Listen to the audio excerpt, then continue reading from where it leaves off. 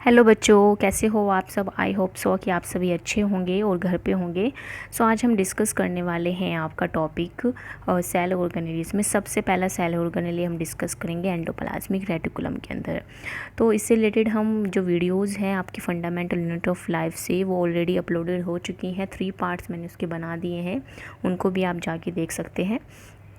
तो this one is 4th part of fundamental unit of life, जिसके अंदर हम सेल ऑर्गेनेलीज को बहुत अच्छे से कवर करते हुए चलेंगे। ठीक है, बहुत लंबी वीडियोस नहीं जाएंगी, बहुत छोटी छोटी और बहुत अच्छे से समझने वाली वीडियोस आएंगी। ठीक है, तो चलिए स्टार्ट करते हैं आज का आपका लेसन। देखो, मेनली जो सेल ऑर्गेनेलीज होते हैं, आप जैसे कि हमने प्रोकैरियोटिक एंड यूकैरियोटिक में डिफरेंस हम जानते हैं। तो यूकैरियोट्स के अंदर क्या होती है, कुछ स्पेशल स्ट्रक्चर या स्पेशल ऑर्गेनेलीज प्रेजेंट होते हैं, जिनको हम बोलते हैं सेल ऑर्गेनेलीज। ठीक है, अब उन्हीं सेल ऑर्गेनेलीज का एक पार्ट है आपका, यानी कि एक टाइप है एंडोप्लाज्मिक रेटिकुलम। डिफरेंट तरह के सेल ऑर्गेनेलीज होते हैं, जैसे कि आपके गोल्जी एपरेटस हो गया, एंडोप्लाज्मिक रेटिकुलम हो गया, राइबोसोम्स हो गए, माइटोकॉन्ड्रिया हो गया, ओके, प्लास्टिड्स हो गए, क्लोरोप्लास्ट हो गया, लाइसोसोम हो गया, वैक्यूल्स हो गए। ये सब क्या है आपके पेरोक्सिसोम्स हो गए। ये सब क्या है आपके सेल ऑर्गेनेलीज हैं, जिनकी एक स्पेसिफिक फंक्शन परफॉर्म करते हैं पूरी सेल के अंदर। तो आज का टॉपिक स्टार्ट करते हैं endoplasmic reticulum. Mainly endoplasmic reticulum होता क्या है, देखो सबसे पहले मैं आपको दिखाती हूँ इसकी स्ट्रक्चर, जिससे आपके दिमाग में एक इमेज बन जाए एंडोप्लाज्मिक रेटिकुलम की। ओके, आपको ये जो दिख रहा है, ये जो पार्ट आपको दिख रहा है, ठीक है, इतना जो पार्ट आपको दिख रहा है, ये है आपका एंडोप्लाज्मिक रेटिकुलम। तो इसे देख के आपके माइंड में क्या आ रहा है, ये बीच में क्या है आपका न्यूक्लियस है। ठीक है, इसके बाहर क्या होगा आपका सेल मेम्ब्रेन होगी। इतना तो आपको समझ में आया ना। तो अब चलते हैं आपके फर्स्ट पॉइंट पे। Endoplasmic reticulum is a membrane like cell organelle that plays an integral role in the interpretation of genetic information present in the nucleus.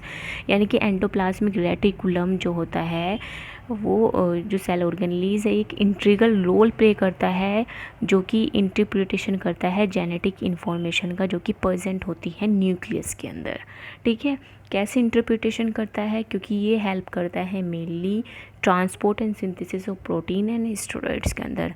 कैसे कैसे कौन कौन करता है, वो भी हम इसके टाइप्स में डिस्कस करेंगे। Okay, inside a cell there exists a membranous network enclosing a fluid filled neuron which almost फिल्स up intercellular activity. देखो, आपने अभी एक स्ट्रक्चर देखी, उस स्ट्रक्चर के अंदर क्या था, मेम्ब्रेनस नेटवर्क था। इस तरह का कुछ स्ट्रक्चर देखिए आपने।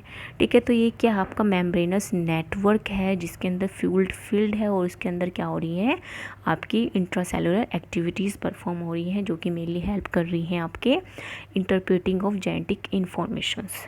ठीक है, देन नेक्स्ट पॉइंट है इसका, on one end endoplasmic reticulum connected to other part of the nucleus and one other end plasma membrane.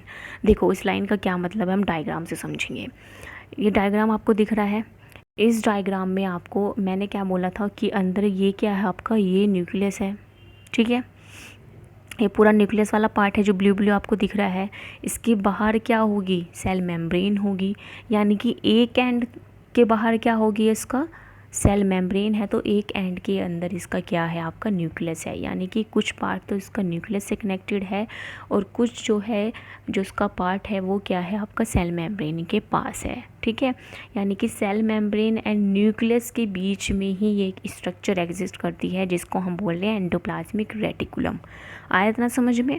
अगर हम सिंपल भाषा में आपको मैं समझाऊँ, तो एंडोप्लाज्मिक रेटिकुलम वो मेम्ब्रेनस स्ट्रक्चर है, जो कि हेल्प कर रही है मेनली आपके प्रोटीन सिंथेसिस के अंदर, ट्रांसपोर्ट ऑफ प्रोटीन के अंदर, and steroid synthesis and transport of steroid के अंदर। ठीक है, आपकी जो पूरी स्ट्रक्चर है सेल की, उसको भी मेंटेन करने के लिए आपकी एंडोप्लाज्मिक रेटिकुलम हेल्प करती है। ठीक है, it is a membranous network enclosing a fluid filled lumen which almost fill up intercellular cavity। यानी कि जो इसके अंदर जो ये आपको दिख रहा है, ये जो आपको स्ट्रक्चर दिख रही है, इसके अंदर पूरी स्ट्रक्चर ये खाली थोड़ा ही ना होगी। ये जो ट्यूबुल्स हैं, ये खाली थोड़ा ही ना है। इसके अंदर क्या है, फ्लूइड है, जो इस फ्लूइड के अंदर ही क्या होती हैं आपकी एक्टिविटीज़ चलती हैं। ओके, आया था समझ में। अब आते हैं फॉर्म्स ऑफ एंडोप्लाज्मिक रेटिकुलम। देखो आपको 3 तरह की फॉर्म्स आपको देखने के लिए मिलेगी पूरी स्ट्रक्चर के अंदर, cisternae, vesicle and tubules. Mainly जो सिस्टर्नी होती है वो क्लोज्ड फ्यूल्ड फिल सैक होता है, ठीक है, इस तरह की स्ट्रक्चर होती है। ये क्लोज फ्यूल्ड फिल सैक जो होता है ये क्या आपका सिस्टर्नी है, ठीक है, इस तरह की स्ट्रक्चर जो कि आपने अभी एंडोप्लाज्मिक रेटिकुलम के अंदर देखी भी है। उसके बाद क्या होते हैं, वेसिकल्स होते हैं। वेसिकल्स जो होते हैं मेनली राउंडेड होते हैं इस तरह के। देन आते हैं आपके ट्यूबुल्स। ट्यूबुल्स जो होते हैं वो ब्रांच ट्यूबुल्स होती हैं। किस तरह की होंगी, वो इस तरह की होंगी। देखो ये इस तरह की स्ट्रक्चर जो होगी वो आपकी ट्यूबुल्स की होगी, ओके। इस तरह की जो ब्रांच स्ट्रक्चर होगी उसको हम बोलेंगे ट्यूबुल्स। अब मैंने ये आपको पार्ट्स या फॉर्म्स आपको क्यों समझाई एंडोप्लाज्मिक रेटिकुलम की, क्योंकि इसके बाद हमें पढ़ना है टाइप्स। लेकिन उससे पहले ही हम एक इम्पॉर्टेंट पॉइंट के बारे में डिस्कस करेंगे, जो क्या है कि endoplasmic reticulum absent in prokaryotic cell. क्यों अब्सेंट है प्रोकैरियोटिक सेल के अंदर? भाई उनके अंदर तो सेल ऑर्गेनेलीज ही नहीं है, तो ये तो अब्सेंट होगा ही, ये भी तो एक सेल ऑर्गेनेली है। And mature RBCs of mammals, जो मैच्योर आरबीसीज होती हैं मैमल्स की, उसके अंदर भी आपका जो एंडोप्लाज्मिक रेटिकुलम है वो प्रेजेंट नहीं होता है, ओके। सो इन तीनों जो फॉर्म्स हैं इनके थोड़े थोड़े मैं आपको काम बता देती हूँ, देन हम डिस्कस करेंगे आपके टाइप्स पे। तो मेनली जो सिस्टर्नी है वो प्रोटीन सिंथेसिस के अंदर हेल्प करता है, जो वेसिकल है वो भी प्रोटीन सिंथेसिस के अंदर हेल्प करता है, और जो ट्यूबुल्स है वो steroid, cholesterol and glycoside hormones के अंदर हेल्प करता है, ओके। अब आते हैं नेक्स्ट आपके डायग्राम पे। एक बार आपको डायग्राम अच्छे से फिर से देख लो। ये जो आपको दिख रही है, ये जो स्ट्रक्चर दिख रही है, आप इस स्ट्रक्चर के अंदर एक चीज़ इमेजिन करो, जो आपने अभी 3 फॉर्म्स देखी, क्या वो इसके अंदर आपको दिख रही है? दिख तो रही है ना, आपको सिस्टर्नी भी दिख रहा है, ट्यूबुल्स भी दिख रहे हैं, ठीक है, वेसिकल्स भी यहाँ पे प्रेजेंट है। तो ये जो आपकी फॉर्म है, ये यानी कि जो ये 3 स्ट्रक्चर्स अभी हमने जो 3 पार्ट्स हमने डिस्कस किए, वो मेनली किसके पार्ट है? आपके रफ एंडोप्लाज्मिक रेटिकुलम के। सो जो आपका टाइप्स होते हैं एंडोप्लाज्मिक रेटिकुलम के, वो 2 तरह के होते हैं। एक होता है रफ एंडोप्लाज्मिक रेटिकुलम, एक होता है स्मूथ एंडोप्लाज्मिक रेटिकुलम। अब रफ़ का मतलब क्या है? आपने सुना होगा रफ़ एंड टफ़। रफ़ का मतलब कि भाई वो जो सरफेस है उसके वो क्या है, रफ़ है। स्मूथ एंडोप्लाज्मिक रेटिकुलम यानी कि जो उसकी सरफेस है वो स्मूथ है, ओके। इतना पॉइंट क्लियर हुआ। सो रफ एंडोप्लाज्मिक रेटिकुलम मेनली क्या है?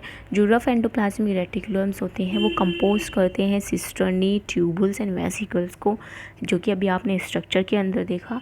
और उसके साथ साथ ही इनके ऊपर क्या होते हैं, राइबोसोम्स प्रेजेंट होते हैं, ठीक है। जो ये स्ट्रक्चर है इसके ऊपर क्या प्रेजेंट है, राइबोसोम्स प्रेजेंट है, जिसकी वजह से हम इसको बोल रहे हैं रफ एंडोप्लाज्मिक रेटिकुलम। इतना पार्ट को देखो, ये जो पॉइंट आपको दिख रहे हैं ना, ये दिख रहे हैं ना, ये क्या है, राइबोसोम्स आपके इसके ऊपर प्रेजेंट है, इसकी सरफेस पे क्या है, राइबोसोम्स प्रेजेंट है, जो कि मेनली हेल्प करते हैं प्रोटीन सिंथेसिस के अंदर, ठीक है। और प्रोटीन के ट्रांसपोर्ट एंड सिंथेसिस का काम भी कौन करेगा फिर, rough endoplasmic reticulum, okay. Clear हो गया इतना पॉइंट। अब आते हैं स्मूथ एंडोप्लाज्मिक रेटिकुलम पे। स्मूथ की जो स्ट्रक्चर है, क्या आपको उसके ऊपर कोई भी राइबोसोम्स दिख रहे हैं? नहीं दिख रहे हैं। तो दैट मीन्स जो उसकी सरफेस है वो स्मूथ है, उसके ऊपर कोई भी राइबोसोम नहीं है, ओके। आपने कोई ऐसा एग्जांपल लेते हैं, देखो एक बॉल है ये, ठीक है। इस बॉल की ऊपर क्या है, ये कुछ पॉइंट्स हमने लगा दिए, ठीक है। तो जैसे ही हमने पॉइंट्स लगाए तो बॉल की सरफेस क्या हो गई, रफ़ हो गई। जब भी आप उसको पकड़ोगे तो वो चुभेंगे आपके हाथ में, ठीक है। तो ऐसी स्ट्रक्चर आपके किसके अंदर होगी, रफ एंडोप्लाज्मिक रेटिकुलम के अंदर। लेकिन जैसे ही आप ये सारे पॉइंट्स हटा दोगे तो इस तरह की कुछ स्ट्रक्चर मिलेगी, यानी कि जो उसकी सरफेस है वो क्या हो गई, स्मूथ हो गई। सो स्मूथ क्यों हुई, क्योंकि इसके ऊपर राइबोसोम्स प्रेजेंट नहीं है। आ रहा है समझ में? क्वेश्चन उठना चाहिए था आपके दिमाग में कि वो स्मूथ क्यों है, रफ़ क्यों है, उसका आंसर मिला आपको। तो चलिए अभी आते हैं आपका नेक्स्ट इसके फंक्शंस पे। सो यहाँ से आपको पता चला कि जो रफ़ और स्मूथ सरफेसेस हैं वो क्यों हैं, उनके काम क्या है, अभी हम ये भी डिस्कस करेंगे। सो रफ़ एंडोप्लाज्मिक रेटिकुलम मेनली आपका हेल्प कर रहा है किसमें, protein synthesis and transportation of protein के अंदर, ठीक है। अब स्मूथ एंडोप्लाज्मिक रेटिकुलम क्या करेगा भाई, smooth endoplasmic reticulum mainly secrete करता है लिपिड्स को, ठीक है, जो कि स्टोरेज ऑर्गेनेली की तरह काम करता है और प्रोडक्शन करता है आपके लिपिड्स का, स्टेरॉइड्स का, ठीक है, और रेस्पॉन्सिबल भी होता है फॉर डिटॉक्सिफाइंग द सेल, यानी कि सेल को डिटॉक्सिफाई करने के लिए, यानी कि उसके टॉक्सिन्स को बाहर निकालने के लिए आपका कौन काम आता है, smooth endoplasmic reticulum. Okay, so detoxifying the cells, lipid का सिंथेसिस, स्टेरॉइड का प्रोडक्शन आप कहाँ पे देखने के लिए मिलेगा, स्मूथ एंडोप्लाज्मिक रेटिकुलम के अंदर देखने के लिए मिलेगा।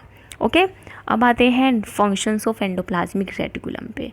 मेनली क्या फंक्शंस हो सकते हैं आपके, अभी तक जो हमने टॉपिक पढ़ा, ठीक है, क्या फंक्शंस हो सकते हैं, कमेंट में ज़रूर बताना। जो भी आपको लगता है, जो भी जिस भी लैंग्वेज आप प्रीफर करते हो बोलने में, वो आप मुझे कमेंट के थ्रू बताओगे। एक एक पॉइंट बताना है सिर्फ, जो भी आपको अब तक समझ में आया होगा सिर्फ उसका एक पॉइंट कि एंडोप्लाज्मिक रेटिकुलम का मेनली फंक्शन क्या होता है। ओके, मैं तो बता ही रही हूँ, आप अपने दिमाग से सोच के वहाँ पे लिखना, ठीक है, अपना एक पॉइंट जो भी आपको इसमें बहुत अच्छे से समझ में आया हो। Okay, so functions of endoplasmic reticulum क्या होते हैं, it's form supporting skeleton framework of this cell. भाई ये क्या करते हैं, एक सपोर्टिंग स्केलेटन फ्रेमवर्क करते हैं आपकी सेल का। ओके, सेकंड है it helps in transport of various substances from nucleus to plasma and plasma to nucleus. By nucleus to plasma and plasma to nucleus क्यों ट्रांसपोर्ट करेंगे, क्योंकि इन दोनों के बीच में है ये इंट्रिकल पार्ट है आपका पूरा, आपका सेल मेम्ब्रेन यानी कि आपकी प्लाज्मा मेम्ब्रेन एंड न्यूक्लियस के बीच में कौन है, आपका एंडोप्लाज्मिक रेटिकुलम है। सो ट्रांसपोर्ट भी किसके बीच में होगा, आपके plasma membrane and endoplasmic reticulum के बीच में, ठीक है। तो कभी कभी nucleus to plasma membrane transfer होगा, कभी plasma membrane to nuclear membrane transfer होगा। Okay, then RER helps in right, जो आपके रफ एंडोप्लाज्मिक रेटिकुलम है वो हेल्प करते हैं किसके अंदर, synthesis and transportation of proteins, and SER helps in synthesis and transportation of lipids. यानी कि जो आपके RER हैं वो किसके लिए हेल्प कर रहे हैं, वो प्रोटीन का प्रोडक्शन भी कर रहे हैं और उसको ट्रांसपोर्ट भी कर रहे हैं, ठीक है। भाई RER की खुद की कंपनी है जिसमें वो प्रोटीन को प्रोड्यूस करते हैं, तो ट्रांसपोर्ट भी तो वही करेंगे, आया समझ में। SER की कंपनी क्या है, वो कहती है भाई हम स्टेरॉइड्स एंड लिपिड्स का प्रोडक्शन करते हैं, तो वो ट्रांसपोर्ट भी उन्हें करेंगे। आई होप आपको पॉइंट समझ में आ रहा होगा मैं क्या समझाना चाह रही हूँ, ठीक है। तो SER और RER में दोनों में डिफरेंस समझ में आया। एक बार और छोटा सा रिवाइज करते हैं, देखो। सो मेनली क्या था, एंडोप्लाज्मिक रेटिकुलम डायग्राम के थ्रू हम रिवाइज करेंगे। तो एंडोप्लाज्मिक रेटिकुलम क्या होता है, एक मेम्ब्रेनस स्ट्रक्चर होती है, ठीक है। आपकी जो मेम्ब्रेनस स्ट्रक्चर है, अब ये जो स्ट्रक्चर है मेनली आपके कहाँ प्रेजेंट है, आपके न्यूक्लियस एंड आपके सेल मेम्ब्रेन के बीच में प्रेजेंट है, ठीक है। एक एंड इसका न्यूक्लियस है तो एक एंड इसका आपका प्लाज्मा मेम्ब्रेन है। ओके, और ये मेनली फील्ड होती है ल्यूमन से, जो कि इंटरसेलुलर एक्टिविटीज़ परफॉर्म करती है। अब ये दो टाइप की होती हैं आपकी, रफ़ एंड स्मूथ, ठीक है। रफ़ जो होती हैं जिनके ऊपर जो होता है न्यूक्लियस राइबोसोम्स प्रेजेंट होते हैं, स्मूथ जो होते हैं जिनके ऊपर आपके राइबोसोम्स प्रेजेंट नहीं होते हैं। रफ़ का मेनली काम क्या है, प्रोटीन का सिंथेसिस एंड ट्रांसपोर्टेशन करना। स्मूथ का काम क्या है, आपका स्टेरॉइड्स या लिपिड्स का सिंथेसिस एंड ट्रांसपोर्टेशन करना, ठीक है। इतनी बात समझ में आई। अब रफ़ के अंदर ही हमने 3 पार्ट्स भी डिस्कस किए थे, cisternae, tubules and vesicles. Okay, cisternae, tubules and vesicle जो होते हैं, इसकी पूरी स्ट्रक्चर के अंदर आपने तीनों को देखा भी होगा। इस तरह की स्ट्रक्चर आपने देखी, इस तरह की स्ट्रक्चर आपने देखी, और इस तरह की स्ट्रक्चर भी आपने देखी इसके अंदर। ये जो आपको दिख रहे हैं ना ब्रांचेस, ये जो ब्रांचेस आपको दिख रही हैं, तो देखो सिस्टर्नी है। अब ये जो ब्रांचेस आपको दिख रहे हैं, देखो अब देखो अच्छे से, ये ब्रांच आपको दिख रही है इस तरह की कुछ, ठीक है। ये क्या है, आपके ट्यूबल्स हैं। तो ये पूरी स्ट्रक्चर किसके अंदर है, आपके रफ एंडोप्लाज्मिक रेटिकुलम के अंदर, ठीक है। इतना पार्ट समझ में आ गया। अब इसके आते हैं फंक्शंस। मेनली फंक्शंस क्या हैं, जो आपका एंडोप्लाज्मिक रेटिकुलम है वो स्केलेटल फ्रेमवर्क करता है आपकी सेल का, ट्रांसपोर्ट करता है बहुत से सब्सटेंसेस को from plasma to nucleus and nucleus to plasma, जिसमें आपका RER प्रोटीन को करेगा और SER आपका लिपिड्स को करेगा। आई होप सो आपको बहुत अच्छे से अब समझ में आ जाना चाहिए, लेकिन फिर भी अगर कोई भी डाउट हो तो आप मुझे कमेंट के थ्रू पूछ सकते हैं। And you can also follow me on Instagram and also on Telegram, जिससे आप मुझसे और ज़्यादा जुड़ सके। और चैनल को सब्सक्राइब ज़रूर कर लेना, क्योंकि न्यू वीडियोस आने वाली हैं related to class 9th biology, physics and chemistry. So I hope so आप सभी को अच्छे से समझ में आ रहा होगा। और अगर वीडियोस पसंद आ रही है तो लाइक ज़रूर करना एंड ऑल्सो सब्सक्राइब।